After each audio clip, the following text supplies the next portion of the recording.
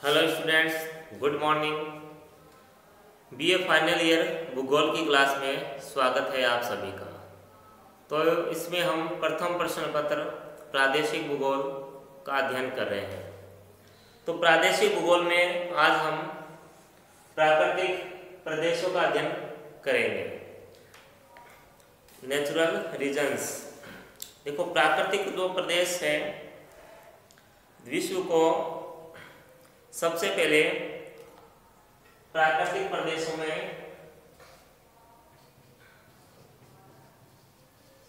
विश्व को प्राकृतिक प्रदेशों में सबसे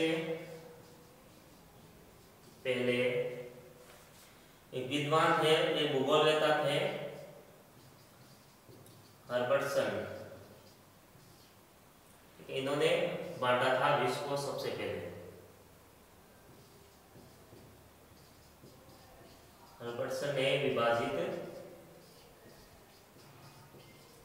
किया था। जो हर्बर्टसन थे, सबसे पहले इन्होंने संपूर्ण विश्व को प्राकृतिक प्रदेशों में बांटने का कार्य किया था। तो प्राकृतिक प्रदेशों को मतलब जिन क्षेत्रों में या देशों में एक समान जो जलवायु होती है उन्हें एक ही प्राकृतिक प्रदेश में रखते हैं। तो जो हर्बर्टसन थे, इन्होंने सबसे पहले बांटा था विश्व को प्राकृतिक प्रदेशों में। और इनको देखो, आधार था इनका, हर्बर्टसन का आधार था जलवायु। हर्बर्टसन ने जलवायु के आधार पर विश्व को विभाजित किया था प्राकृतिक प्रदेशों में। और विश्व को कुल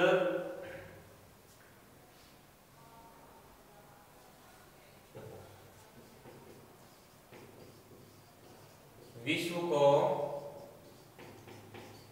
12 प्राकृतिक प्रदेशों में बांटा गया है।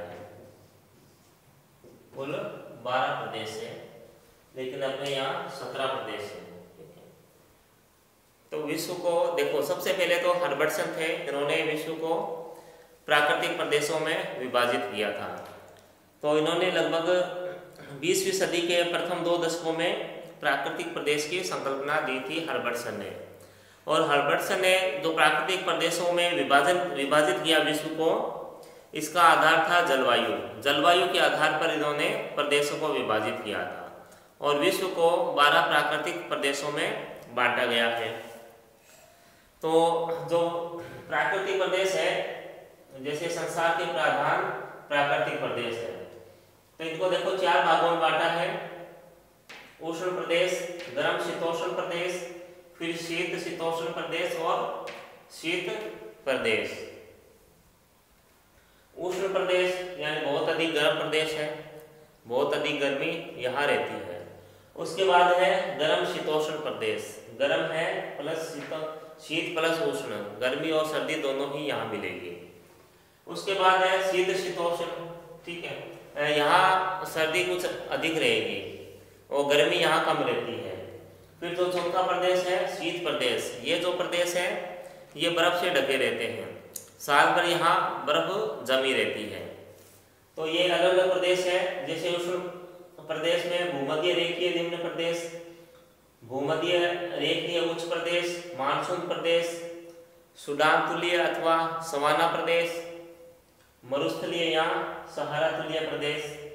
उसके बाद है गर्म शीतोष्ण प्रदेश में भूमध्य सागरीय तुल्य प्रदेश, फिर चीन तुल्य प्रदेश, भीतरी निम्न प्रदेश या तुरान तुल्य प्रदेश, फिर भीतरी उच्च प्रदेश या ईरान तुल्य प्रदेश, फिर है तिब्बत तुल्य प्रदेश।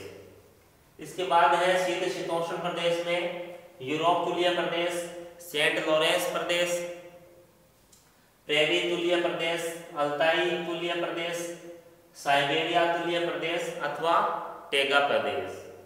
फिर शीत प्रदेश में है टुंड्रा प्रदेश और हिमाच्छादित प्रदेश, जो हमेशा बर्फ से ढके रहते हैं। तो जो सिलेबस में है हमारे, ये सारा नहीं दिया है, 4 प्राकृतिक प्रदेश दिए हैं, केवल उन 4 प्राकृतिक प्रदेशों का ही हम अध्ययन करेंगे। देखो सबसे पहले है, देखो मानसून प्रदेश है, फिर है मरुस्थलीय या सहारा तुल्य प्रदेश है, फिर है भूमध्य सागरीय प्रदेश, उसके बाद है प्रेरी तुल्य प्रदेश। ये देखो 4 प्रदेश है, केवल सिलेबस में दिया हुआ हमारा, इन चारों का ही अध्ययन हम करेंगे, बाकी है उनका अध्ययन नहीं करेंगे, बस नाम आपको उनके याद रखने हैं। तो ये 4 प्रदेश है, इनका हम अध्ययन करेंगे। तो सबसे पहले हम जो प्रेरी तुल्य प्रदेश है इनका अध्ययन करेंगे। देखो प्रेरी तुल्य प्रदेश,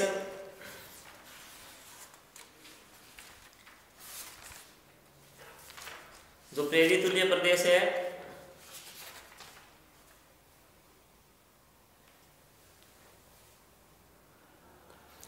प्राकृतिक प्रदेशों में सबसे पहले हम भूमध्य सागरीय प्रदेश का अध्ययन करेंगे।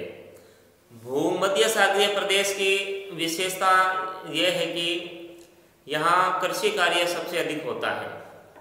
कृषि यहाँ सबसे अधिक होती है, विभिन्न प्रकार के खाद्यान्न है उनका उत्पादन होता है।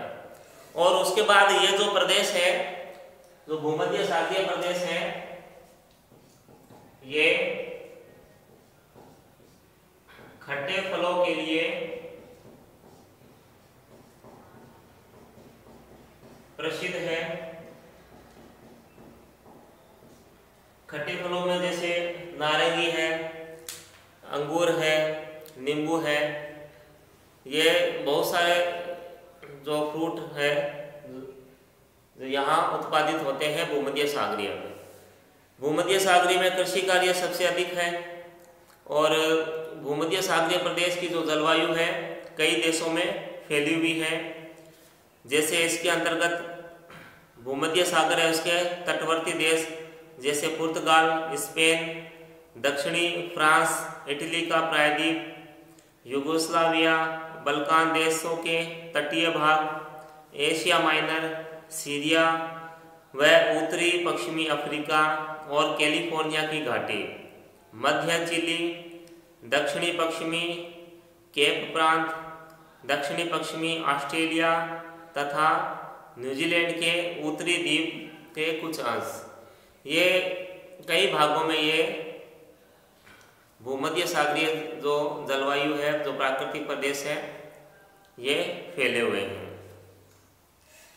तो उनकी सबसे पहली विशेषता तो ये है, यहाँ कृषि कार्य सबसे अधिक होता है और ये जो प्रदेश है खट्टे फलों के लिए प्रसिद्ध है। और यहाँ की जो जलवायु में देखो, शीत ऋतु में यहाँ वर्षा होती है, शीत ऋतु में वर्षा, और जो ग्रीष्म ऋतु होती है वो शुष्क होती है। ग्रीष्म ऋतु यहाँ शुष्क होती है। तो इसमें सबसे पहले हम देखते हैं यहाँ की जलवायु, प्राकृतिक परिस्थितियां हैं यहाँ की।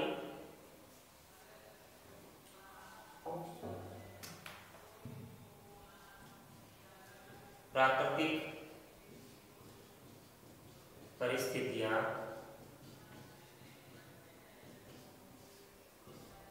पहला है जलवायु।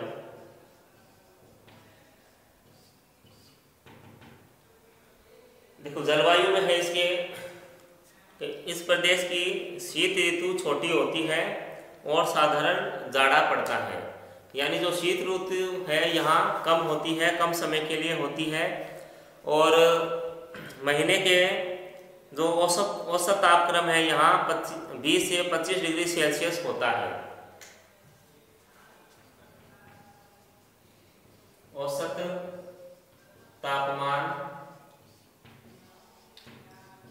20 डिग्री सेल्सियस से 25 डिग्री सेल्सियस होता है और 9 से 12 माह पाला रहित होता है। पाला रहित इसलिए होता है क्योंकि यहाँ जो शीत ऋतु है वो कम समय के लिए होती है। उसके बाद यहाँ जो अगर शीत ऋतु होती भी है तो मरुस्थलों से यहाँ कुछ हवाएं चलती है, उसकी वजह से यहाँ जो तापमान है वो अधिक गिरता नहीं है बल्कि गर्म ही रहता है। तो जो सिराको वायु है, जैसे लोकल विंड है, यहाँ सिराको है, ठीक है, इसके कारण तापमान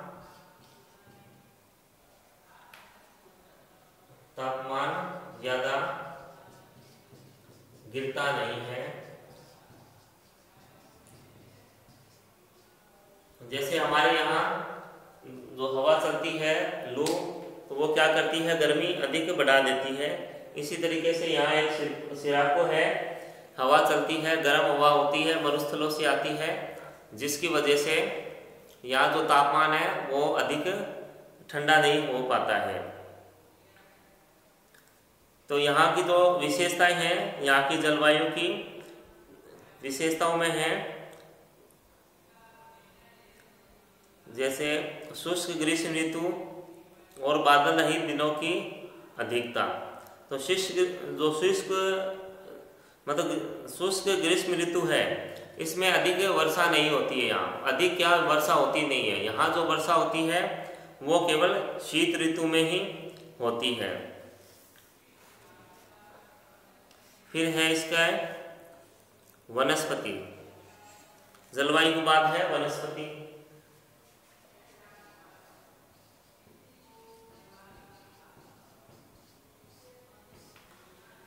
वनस्पति में देखिए इसको, वनस्पति यहाँ सदाबहार वनस्पति यहाँ मिलती है, और जहाँ पर भूमि उपजाऊ नहीं है और वर्षा भी अधिक नहीं होती है वहाँ पर झाड़ियाँ मिलती है। यहाँ कई तरह के वृक्ष हैं वो पाए जाते हैं, जैसे पाइन, फर, सीडर, साइप्रस, जूनिपर आदि। इसके अलावा जैतून, ओक, अंजीर, नींबू, नारंगी, शहतूत, कई तरह के वृक्ष हैं यहाँ पाए जाते हैं। उसके अलावा एक एस्पिनो वृक्ष की लकड़ी से बढ़िया किस्म का कोयला बनाया जाता है। एस्पिनो वृक्ष है यहाँ, उसकी जो लकड़ी से अच्छे किस्म का कोयला बनाया जाता है। और इस प्रदेश में घास के क्षेत्र कहीं नहीं मिलते हैं। घास इन क्षेत्रों में बहुत कम होती है क्योंकि कृषि कार्य ही यहाँ अधिक होता है, तो घास यहाँ कम देखने को मिलती है। उसके बाद है मिट्टियाँ, भूमध्य सागर की मिट्टियाँ।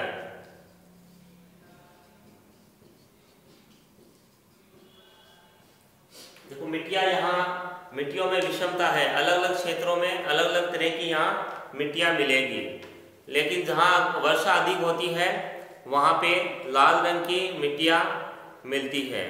और यहाँ पर कांप मिट्टी भी मिलती है, और कांप मिट्टी में सिंचाई की अगर सुविधा होती है तो बहुत अच्छी फसल यहाँ हो जाती है। उसके बाद है आर्थिक तथा मानवीय दशाएं, आर्थिक और मानवीय दशाएं।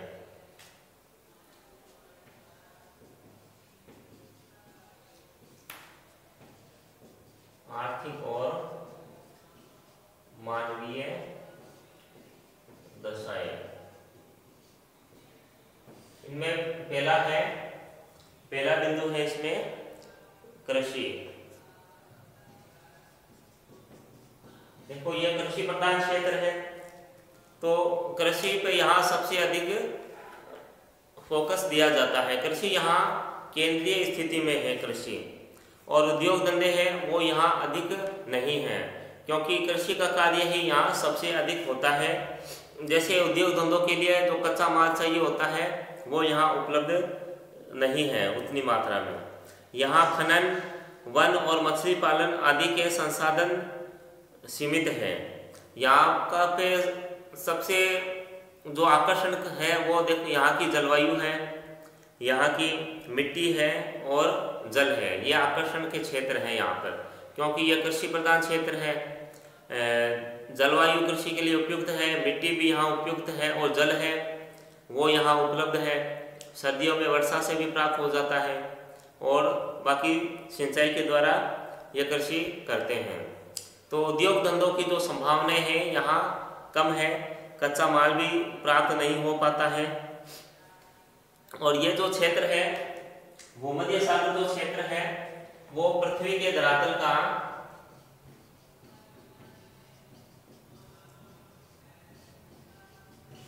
1% भाग है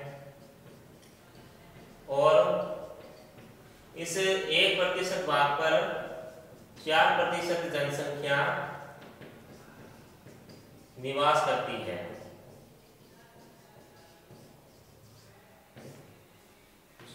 जो भूमध्य सागरीय प्रदेश है वो पृथ्वी के धरातल का 1% भाग है और इस 1% भाग पे 4% जनसंख्या निवास करती है। और कृषि है इस प्रदेश में मनुष्य की मुख्य क्रियाओं में महत्वपूर्ण थी और आगे भी महत्वपूर्ण बनी रहेगी। देखो तो जो विश्व में अत्यधिक सघन कृषि जनसंख्या एशिया के चावल क्षेत्रों के बाहर केवल भूमध्य सागर क्षेत्र में ही मिलती है। कृषि जनसंख्या के चावल क्षेत्रों के बाहर केवल भूमध्य सागरीय क्षेत्र में ही मिलती है। अत्यधिक जो जनसंख्या सघन जनसंख्या है यहाँ पे सघन जनसंख्या है एशियाई क्षेत्र में। एशिया में सबसे अधिक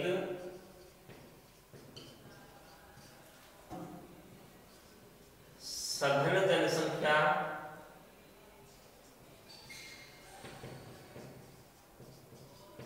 सघन जनसंख्या जो क्षेत्र है वो चावल प्रधान क्षेत्रों में मिलते हैं। सबसे अधिक जो सघन जनसंख्या है वो एशिया में जो चावल प्रधान है, जहां चावल की कृषि अधिक होती है वहां पर देखने को मिलते हैं। और एशिया के बाद चावल प्रधान क्षेत्रों के बाद जो सघन जनसंख्या हमें मिलेगी वो मिलेगी भूमध्य सागरीय क्षेत्रों में।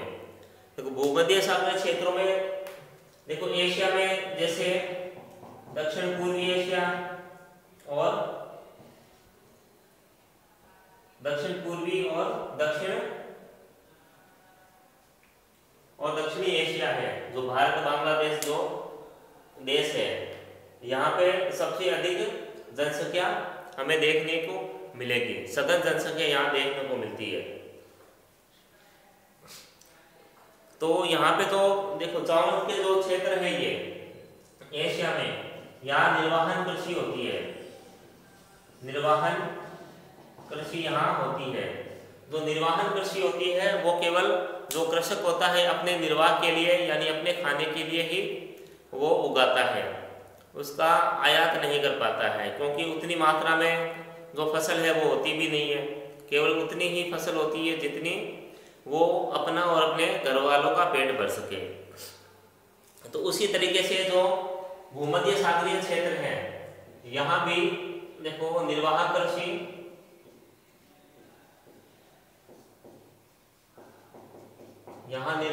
भी होती है और व्यापारिक कृषि भी यहाँ होती है। दोनों ही तरह की यहाँ कृषि होती है, तो निर्वाहक और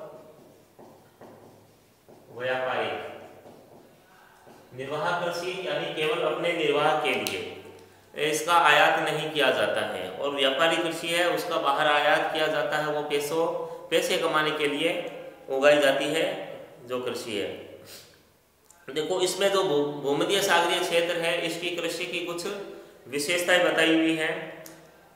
पहली विशेषता में है कि यहाँ पर फसल और पशुपालन का अद्भुत साहचर्य पाया जाता है। यानी यहाँ फसल और जो पशुपालन है दोनों ही बहुत अच्छे से किया जाता है। फिर सेकेंड बिंदु है, कहीं खाद्यान्नों की प्रधानता तो कहीं फलों एवं सब्जियों का उत्पादन प्रमुख है। कहीं जैसे खाद्यान्न उगाए जा रहे हैं तो कहीं सब्जी और कहीं फल उगाए जाते हैं। और ये फल है ये संपूर्ण विश्व में निर्यात किए जाते हैं। जो सब्जियां हैं वो ट्रकों के माध्यम से जो पड़ोस के दो देश है वहाँ भी ये भेजी जाती है। थर्ड बिंदु है, कुछ फसल उत्पादन एवं पशुपालन निर्वहन स्तर पर तो कहीं पर अंतर्राष्ट्रीय स्तर पर निर्यात के लिए किया जाता है। यानी जो फसल उत्पादन है वो कहीं पर निर्वहन यानी अपने निर्वाह के लिए, अपने जो कृषक होता है खुद के लिए और अपने परिवार के लिए पालन पोषण के लिए करता है। और कहीं पर जो कृषि है वो अंतर्राष्ट्रीय निर्यात के लिए की जाती है। नेक्स्ट पॉइंट है कि फसलों की विविधता, कृषि स्वरूप की विभिन्नता तथा स्थिति के अनुसार फार्मों के क्षेत्रफल में भी भिन्नता पाई जाती है। यानी फसलों की विविधता और कृषि का जो स्वरूप है उनके अनुसार जो फार्म है, यहाँ बहुत बड़े फार्म बने हुए हैं तो उन फार्मों में भी भिन्नता पाई जाती है। तो ये भूमध्य सागरीय प्रदेश थे, इनका अध्ययन कर रहे हैं। तो नेक्स्ट वीडियो में हम यहाँ की जो फसलें हैं शीत ऋतु और ग्रीष्म ऋतु, सिंचाई की और बिना सिंचाई की जैव संपदा, खनिज संसाधन, इसके उद्योग, ये हम नेक्स्ट वीडियो में पढ़ेंगे। आज के लिए इतना ही, तब तक घर पे रहें और स्वस्थ रहें। धन्यवाद।